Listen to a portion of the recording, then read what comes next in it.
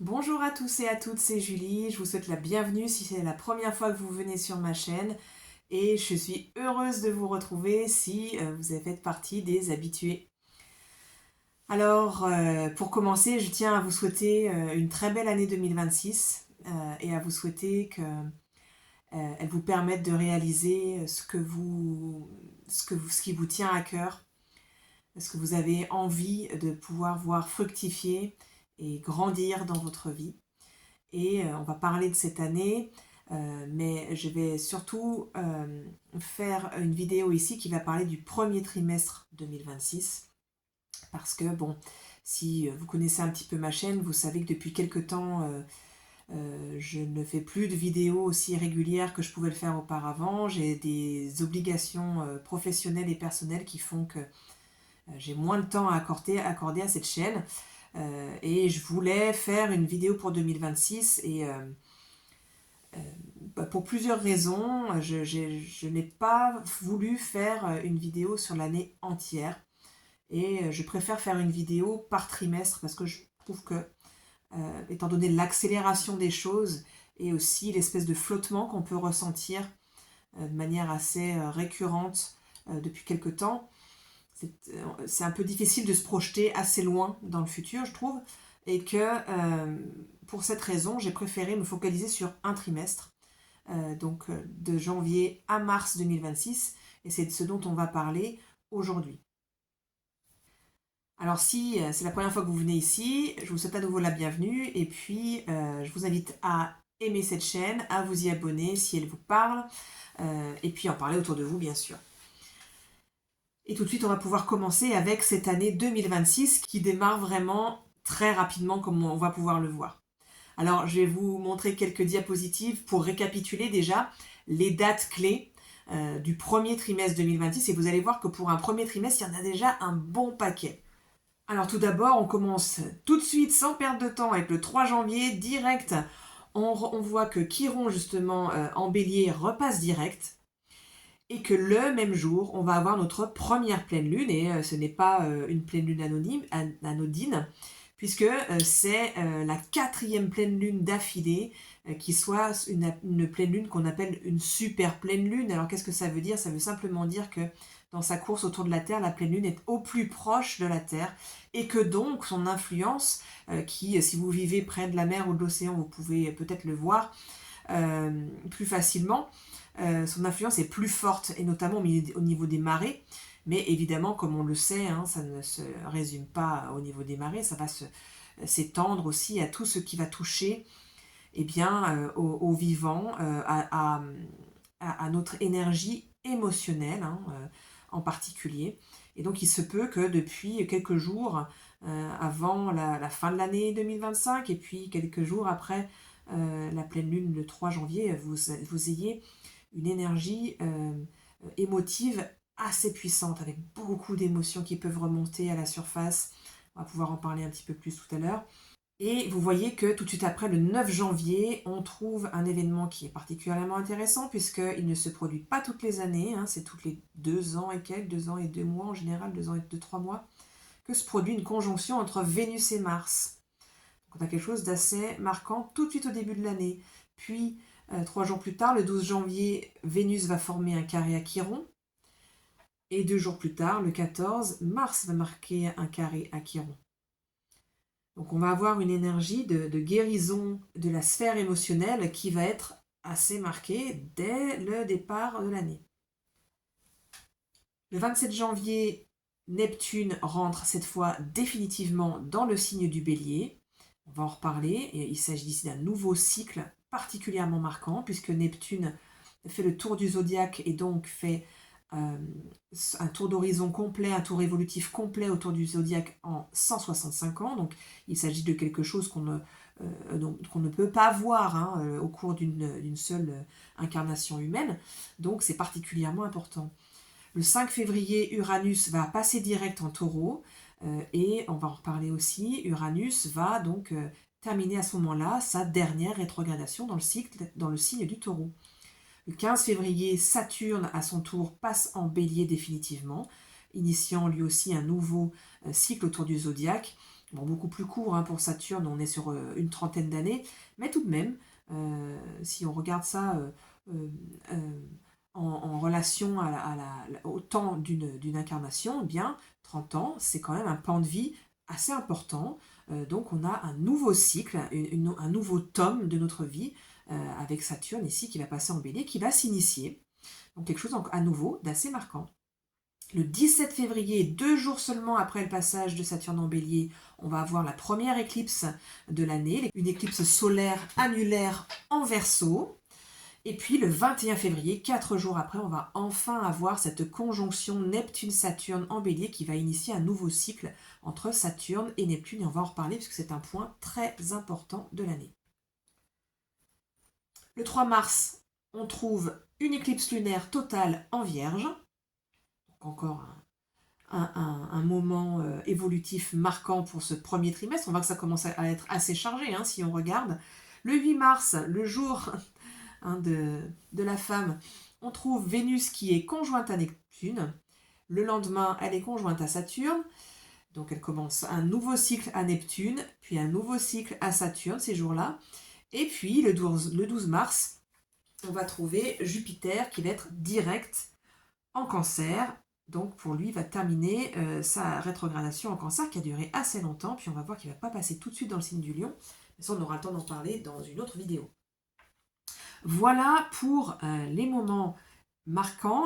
Je vous ai uniquement noté les moments clés les plus forts hein, du premier trimestre 2026.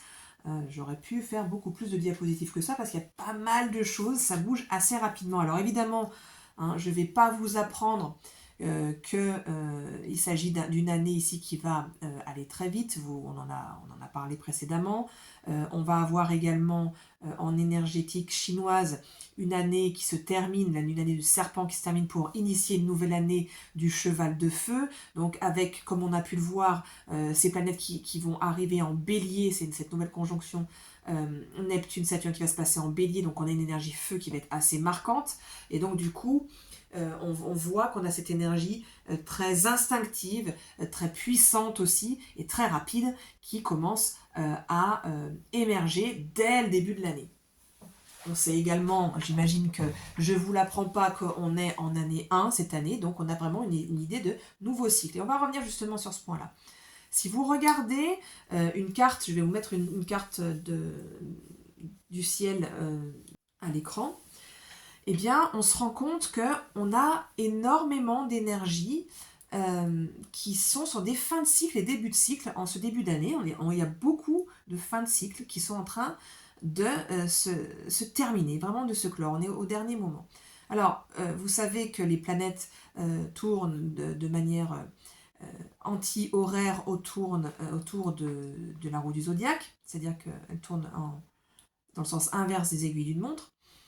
Et en astrologie évolutive, on accorde une importance particulière à ce qu'on appelle la phase des planètes entre elles. C'est-à-dire là où elles sont les unes par rapport aux autres, l'une par rapport à une autre, sur la roue du zodiaque, en sachant qu'il y en a une qui va avancer plus vite que l'autre, donc où elle est par rapport au cercle, par rapport à l'autre.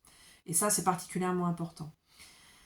Et je vous dis ça pourquoi, sans rentrer dans les détails trop compliqués, parce que si vous regardez sur la carte, vous allez voir qu'il y a un certain nombre de planètes actuellement qui sont en phase balsamique, c'est-à-dire la dernière phase, c'est-à-dire on est vraiment en train de boucler un cycle avant d'en commencer un autre, les unes par rapport aux autres.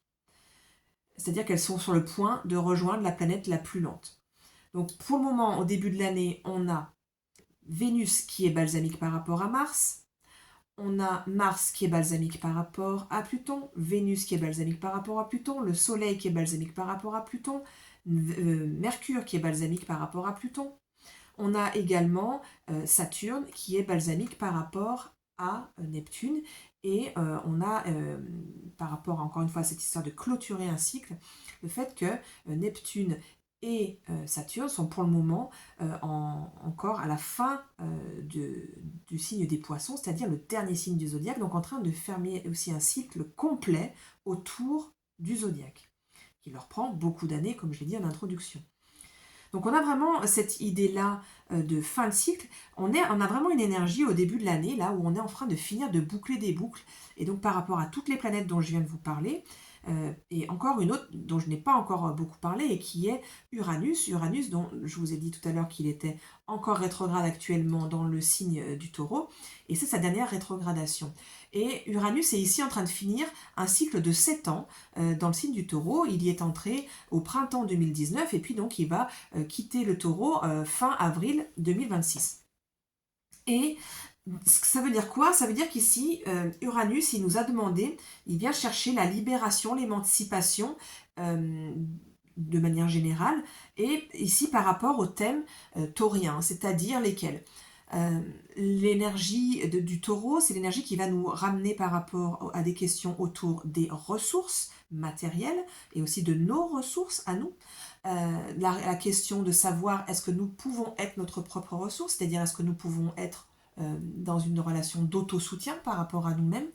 On a vraiment la question également de, de nos valeurs qui est assez accentuée ici avec ces questions autour du taureau, nos talents et bien sûr la relation de fond, la relation à nous-mêmes.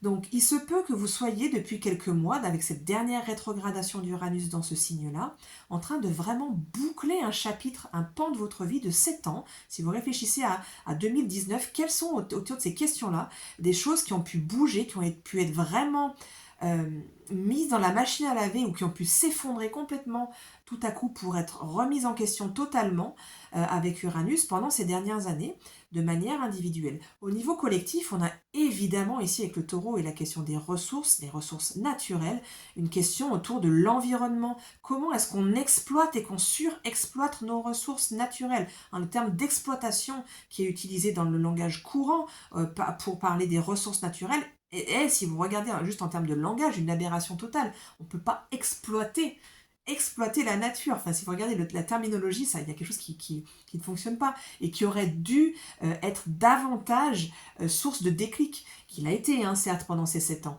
Mais on voit bien qu'on arrive à l'issue de ces 7 ans et qu'il y a tout un tas de choses qui sont encore remisées sous le tapis par nos instances dirigeantes hein, à ce niveau-là. Mais on a vraiment quelque chose qui est pourtant en question, et puis la Terre qui nous le fait de plus en plus savoir, qu'il y a quelque chose qui ne fonctionne plus là. Il y a des choses pour lesquelles on est vraiment obligé de se remettre en question. Alors certaines le font, d'autres moins, et il y a vraiment quelque chose ici où on arrive, et également en fin de cycle, par rapport à une façon de fonctionner. Alors espérons que certains déclics vont finir par se faire au terme de cette rétrogradation, donc qui va se passer fin février, puis au terme de ce dernier passage direct dans le signe du taureau, où Uranus fait ses derniers pas.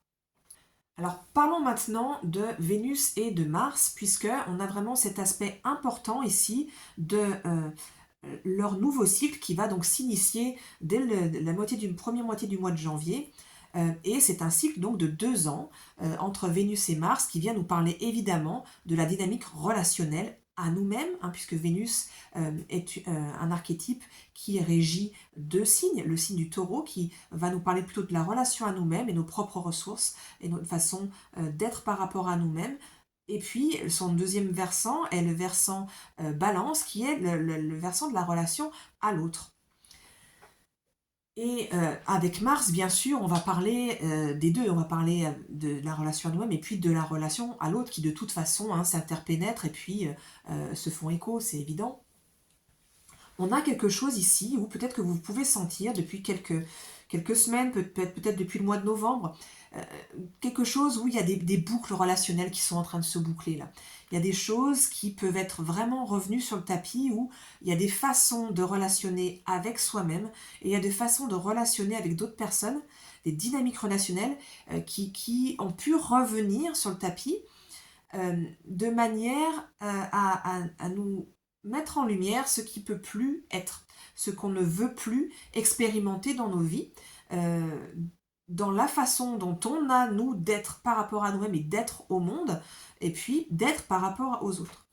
Et étant donné qu'on a un climat, comme je vous le disais tout à l'heure, assez émotif avec une lune particulièrement forte, hein, puisqu'on a cette première lune de l'année qui est une pleine lune en Cancer, donc la lune est chez elle, elle est particulièrement exacerbée et les émotions sont particulièrement à la surface ici, les choses qui ont pu être jusqu'à présent un petit peu mises de côté ou en tout cas balayées parce qu'on n'avait pas la place, qu'on n'avait pas l'espace, qu'on n'avait pas les moyens, peut-être aussi les ressources, encore une fois, d'y faire face, peuvent remonter ici. Et ça a tout à voir avec la sphère relationnelle, hein. Et ça peut amener des moments où on va être particulièrement émotif dans notre relation à nous-mêmes, dans notre relation à l'autre. Alors, en lien avec cette énergie Cancer, il faut honorer les moments où on a besoin de retrait pour pouvoir un petit peu intégrer ce qu'on peut vivre, nos besoins émotionnels et ce qu'on a pu vivre, qui a pu nous choquer, nous bouleverser, nous mettre en colère, nous faire peur, enfin peu importe l'émotion ou les émotions qui ont pu être déclenchées. En tout cas, l'idée, c'est vraiment de pouvoir les intégrer, pouvoir comprendre là où on en est, comprendre ce qui va déclencher quelque chose et puis des réactions, des émotivités. Qu'est-ce qu'on en fait, qu'est-ce que ça vient nous dire sur nos valeurs et comment on revient ensuite dans le monde ou dans la relation avec ce qu'on en a compris et qui peut nous faire grandir et avancer ensemble. Donc c'est un peu la dynamique ici autour de cette nouvelle lune. Et puis, si vous regardez pour la carte de pleine lune, excusez-moi, je dis nouvelle lune, mais je voulais bien sûr parler de la pleine lune, vous voyez que pour cette carte de pleine lune, on voit que Vénus et Mars entourent le Soleil. Il y a vraiment un focus particulièrement fort sur cette dynamique relationnelle en début d'année ici. On a vraiment quelque chose où le Soleil est au centre de la dynamique relationnelle et le Soleil vient éclairer, c'est celui qui vient en astrologie évolutive mettre à jour nos dynamiques en créant des nouvelles façons d'être, des nouvelles façons de faire. Donc il se peut vraiment, étant donné qu'en plus, comme je vous l'ai dit tout à l'heure, vont suivre un carré à Chiron de Vénus et de Mars juste après cette pleine lune et puis juste après leur nouveau cycle, quelque chose de l'ordre de la guérison émotionnelle très forte qui peut se produire ici. Donc soyez attentifs à ce qui peut survenir. Il y a une dimension aussi hautement intuitive ici avec cette pleine lune en Cancer et puis on a encore ce Neptune qui est chez lui en Poisson. Donc soyez attentifs à intuitivement ce qui peut vous venir et pour pouvoir faire évoluer, recevoir les messages en fait de votre conscience supérieure, de l'univers, de Dieu, de comment vous avez envie d'appeler ça, puis ce à quoi vous intuitivement vous aimez vous relier, parce qu'il risque d'y avoir des messages assez puissants sur qu'est-ce qui est prêt à bouger, qu'est-ce qui est prêt à se terminer comme dynamique relationnelle, et qu'est-ce qui est en passe de s'ouvrir et qui a besoin justement que d'autres choses puissent s'en aller pour laisser place à du nouveau.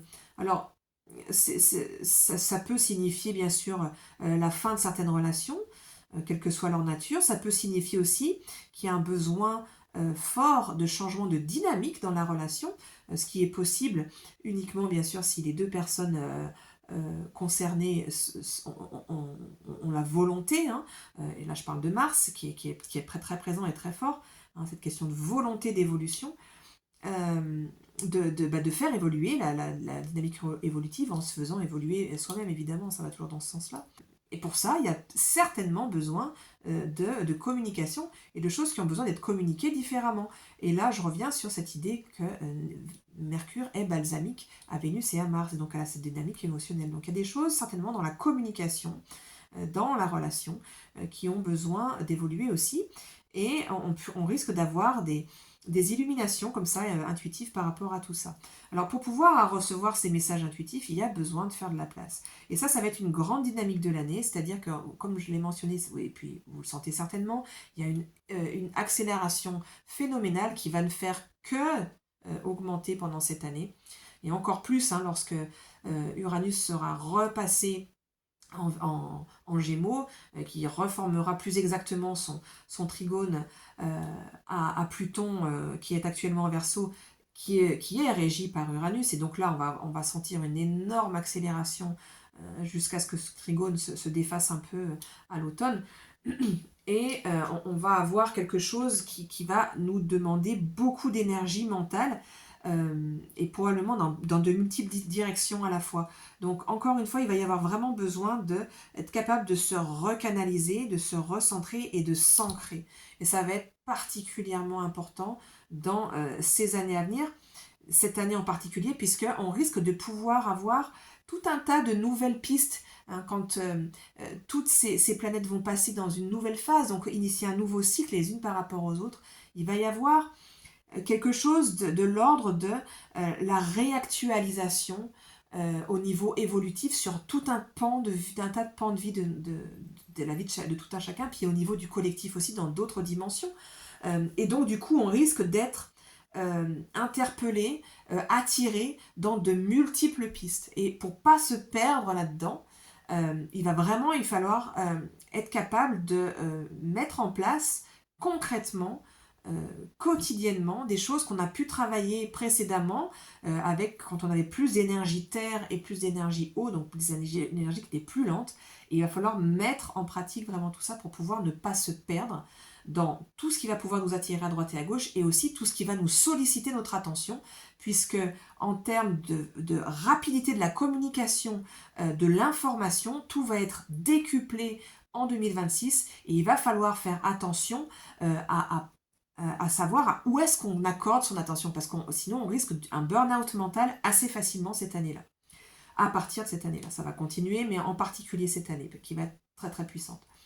Et il va aussi y avoir une question de discernement qui va être nécessaire avec, bon voilà, je ne vous l'apprends pas, toutes ces questions de décuplement de l'intelligence artificielle où désormais eh bien, l'information et la désinformation peuvent être très difficiles à distinguer. Donc encore une fois, là, on a notre nœud sud qui est en Vierge, qui va nous aider pour cette question de discernement pendant quelques temps. Ensuite, il va falloir avoir pris le bon pli par nous-mêmes et puis être capable de filtrer et de se recentrer régulièrement, encore une fois, pour ne pas se perdre et pas se noyer dans cette masse d'informations dont on n'a pas idée de la proportion qu'elle va prendre cette année. Je pense que si on refait le bilan à la fin de l'année, on pourra être capable de se dire « j'aurais jamais cru que ça ait bougé à ce point-là en 2026, que les choses soient si différentes en 12 mois ». Je crois qu'on ne peut pas imaginer à quel point ça va changer et à quoi ça va pouvoir ressembler. Voilà, donc pour boucler sur cette dynamique relationnelle qui est vraiment au travail en début d'année, un point qui est important à noter aussi, c'est le fait que ça se passe en Capricorne, cette conjonction entre Vénus et Mars. Et puis la présence du Soleil aussi, hein, pour la pleine lune, puisqu'évidemment il est opposé au cancer, à la lune en cancer. Et du fait que cette conjonction, donc ce nouveau cycle de 2 ans entre les deux planètes et au niveau donc relationnel se passe en Capricorne, eh bien ça a tout à voir avec le fait de se responsabiliser par rapport aux dynamiques relationnelles internes et externes, interpersonnelles, hein, et c'est-à-dire cesser de filer dans l'accusation de l'autre pour ce qui ne va pas dans la dynamique relationnelle.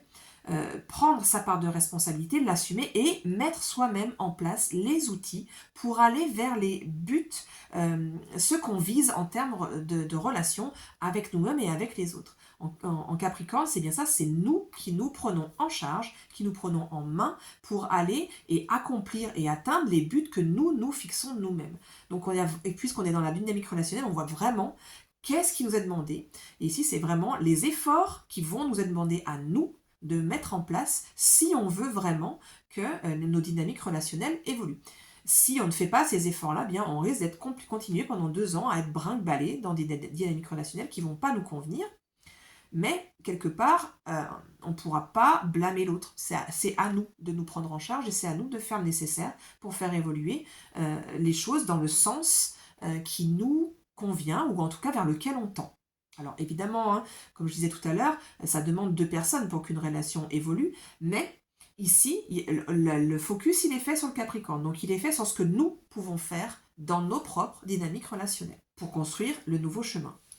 Alors le dernier gros point, hein, que je vais aborder pendant cette vidéo, ce n'est pas l'éclipse qui va se passer mi-février. J'espère pouvoir faire une vidéo qui lui sera consacrée, parce que il va se passer juste après ça le gros reset collectif énorme qui va se passer au moment où il va y avoir la conjonction entre Saturne et Neptune le 21 février. Donc c'est vraiment un des plus gros temps forts de l'année, vraiment. Donc j'espère que je serai capable de vous faire une vidéo à ce moment-là. Je vais tout faire pour. Donc je ne vais pas tellement en parler de cette éclipse, j'en parlerai plus tard. Mais le point que je vais aborder pour terminer cette vidéo, c'est justement Neptune, qui est balsamique pour le moment, donc qui est en train de finir son cycle de 36 ans à Neptune, et qui est toujours donc dans le signe des poissons, qui est régi par Neptune. Et ça veut dire tout ça que depuis qu'on a vraiment cette présence balsamique, cette fin de cycle, ça nous a duré toute l'année 2025 et puis donc jusqu'à courant février de 2026, eh bien il y a vraiment une idée de dissolution, et de dissolution notamment des thématiques saturniennes. C'est-à-dire quoi? C'est-à-dire tout ce qui va avoir trait aux structures, au domaine du travail, de la carrière, de notre place dans la société, de ce qu'on a pu construire, et puis plus vastement que nous, de ce qui structure la société, donc les lois, les administrations, les gouvernements, etc. Puis on voit bien au niveau global qu'il y a tout un tas de trucs qui sont en train de s'effriter, qui sont en train de s'effondrer. Les structures sur lesquelles sont basées, fondées nos sociétés, sur lesquels on a pu s'appuyer comme étant solides et fiables jusqu'à présent, on voit bien que c'est complètement en train de se dissoudre, de fondre, ça ne fonctionne plus. Et il se peut très bien que depuis quelques mois, même depuis 1 an, vous voyez certains pans de votre vie qui sont particulièrement fondamentaux pour vous, ça peut notamment être la carrière et la place dans la société, qui ont pu vraiment connaître quelque chose qui s'est complètement effrité, effondré, qui ne tient plus et qui a besoin de changer, d'évoluer complètement. Et ça peut être particulièrement dur parce que du jour au lendemain, ou très rapidement, parce que l'énergie elle est quand même assez rapide depuis 1 an, on peut se retrouver avec plus rien. Avec plus de carrière, avec plus de métier, avec plus de maison, avec voilà. Et c'est particulièrement effrayant, et on peut pas ignorer en fait toute cette tendance-là. On ne peut pas faire une fuite vers le haut en se confrontant pas à la peur, à l'insécurité que ça peut générer. Parce que ça c'est un des travers, une des distorsions de Neptune, quand il peut être en excès, qui est de faire la fuite vers le haut, vers une fausse spiritualité, un faux positivisme, comme si de rien n'était, et qui empêche de se confronter vraiment à ce qu'on est en train de vivre. Donc il y a vraiment besoin ici, encore une fois, de se recentrer et d'avoir vraiment une posture juste pour soi et pour l'autre, d'avoir une véritable, c'est l'opportunité de construire une véritable solidarité, une véritable générosité, solidarité, qui est en réalité, quand on peut s'entraider comme ça dans ces moments-là, quand on peut être là les uns pour les autres, pour construire quelque chose, des bases justement, des nouvelles bases solides sur lesquelles s'appuyer, elle est là la véritable spiritualité du quotidien. C'est pas une fuite vers le haut, c'est d'être vraiment là dans la difficulté, ne pas la fuir. Alors évidemment, pas se morfondre dedans, parce que ça peut être un des travers de Saturne par opposition justement ça, d'aller vers le pessimisme et l'angoisse également, mais de refonder des nouvelles fondations avec un peu plus de solidarité. De manière plus globale, tant que cet aspect balsamique se trouve dans le signe des poissons, eh bien, il y a vraiment quelque chose qui nous est demandé ici, d'autant plus que le nœud nord est en poisson pour encore la moitié de l'année, un peu plus, et qui nous amène vraiment à faire confiance à quelque chose qui est plus large que nous. Ça ne veut pas dire tout laisser faire, ça ne veut pas dire abandonner et puis attendre que ça se passe, surtout pas, c'est vraiment pas ça qui est demandé.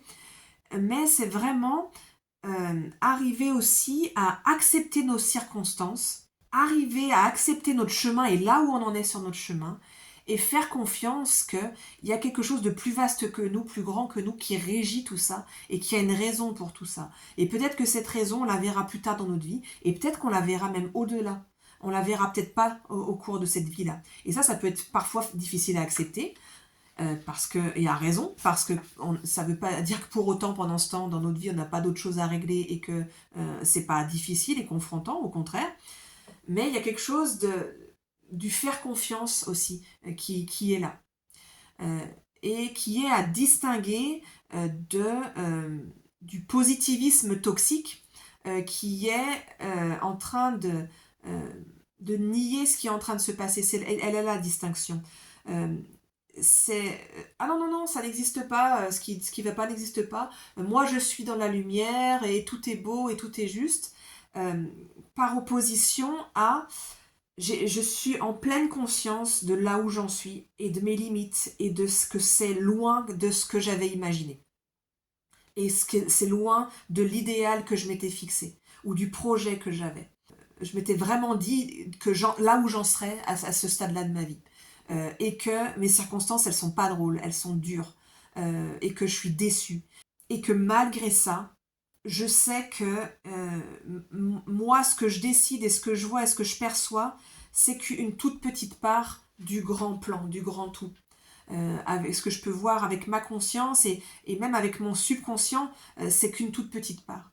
Et que donc, j'accepte que peut-être ce que j'avais visé, eh bien, il y a quelque chose de plus vaste que ça qui est prévu et que si ça ne correspond pas avec ce que j'espérais, il y a une raison à ça. Et bon, je m'en remets à cette raison. Alors, je vais continuer à écouter, à faire ce que j'ai à faire au quotidien, mais il y a quand même une part où je vais laisser la place euh, où est-ce que, à entendre et à accepter de me laisser guider vers là où ça m'emmène.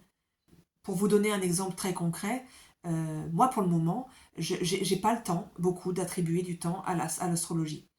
Et il y a eu un moment pour moi où ça a été assez frustrant parce que c'est pas ce que je voulais, c'est pas ça que j'avais imaginé. Et en fait, je sais que là où je suis actuellement dans ma vie, euh, je le sens en plus. À la fois j'ai cette frustration là et c'est pas ce que j'avais imaginé, c'est pas ce que j'avais projeté. Et à la fois je sais que je suis là où là où je devrais être pour le moment.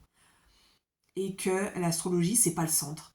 Et ça m'embête, mais en même temps c'est comme ça. Et pour le moment c'est comme ça, voilà. Et peut-être que dans 1 an, 5 ans, 10 ans, 15 ans, j'aurai plus de place à y accorder ou pas. C'est pas moi qui décide finalement en fait. Moi, ce que je fais, c'est que je garde, c'est important pour moi, donc je garde tout le temps que je peux pour pouvoir y accorder de la place. Est-ce que c'est tout le temps que j'aurais souhaité, moi, si c'était moi qui décidais de tout? Non. Mais c'est ce que j'ai pour le moment. Donc, je fais avec ce que j'ai. Et je continue d'alimenter aussi ça parce que ça me nourrit. Et en même temps, je fais aussi ce qui m'est demandé ailleurs parce que c'est là où je suis. Et c'est là où j'ai été placée pour le moment. Donc, je fais.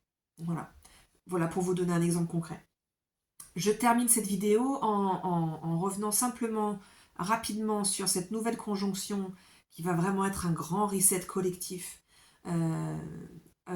lors de la conjonction le 21 février entre Saturne qui va enfin rejoindre Neptune et qui va commencer un nouveau cycle, et ceci va se faire à 0 degré du signe du Bélier. Donc c'est d'autant plus un grand reset puisque ça se passe vraiment au début du zodiaque. Donc on a vraiment du nouveau, du renouveau de manière exponentielle et en mode poupée russe, quoi. Il y a un niveau dans un autre niveau, dans un autre niveau, dans un autre niveau, quoi. Et ici, Saturne et Neptune sont en train de terminer un cycle de 36 ans entre eux. Donc c'est-à-dire que c'est depuis juin 1989 qu'on était dans un cycle entre eux deux. Donc si vous pouvez peut-être ou pas, parce que peut-être que vous étiez très jeune, vous remettre en 1989 et qu'est-ce qui s'est passé pendant tout ce cycle-là.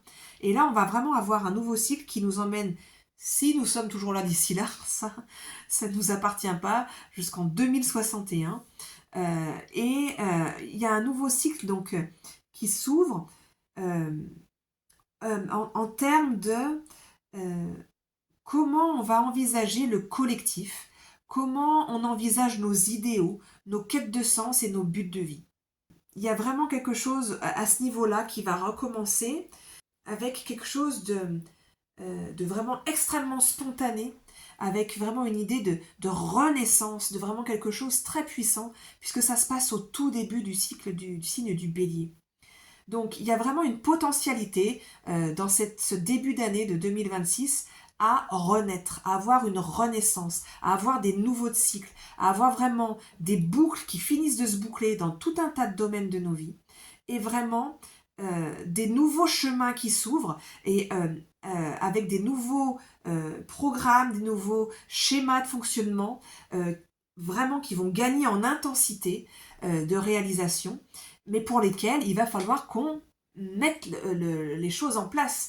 Il y a une volonté de notre âme, une volonté de réactualisation de notre âme qui est là, et qui a vraiment besoin de intensément se renouveler et se réinventer.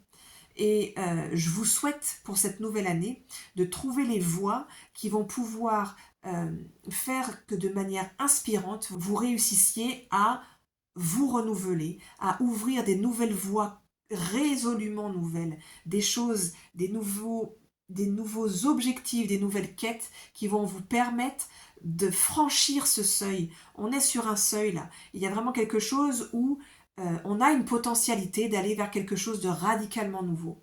Alors on sait que ça se fait jamais en un claquement de doigts, et heureusement, parce que sinon nos systèmes ne pourraient pas intégrer.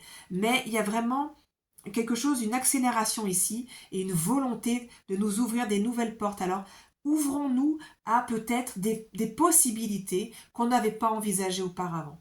Et ça peut être, puisqu'on est vraiment dans une thématique relationnelle très puissante, avec des nouvelles rencontres, des nouvelles personnes qu'on peut rencontrer, des nouveaux milieux qu'on peut côtoyer, et qui vont nous ouvrir l'esprit à des choses qui nous seraient jamais venues à l'idée auparavant. C'est tout ce que je vous souhaite pour cette nouvelle année 2026. Merci pour votre attention. N'hésitez pas à mettre un pouce en l'air et bien à vous abonner si vous le souhaitez, si cette vidéo vous a plu. Je vous remercie pour votre fidélité. Je vous dis au plus vite, je ne sais pas quand, mais en tout cas, j'espère d'ici fin février pour une nouvelle vidéo. À bientôt.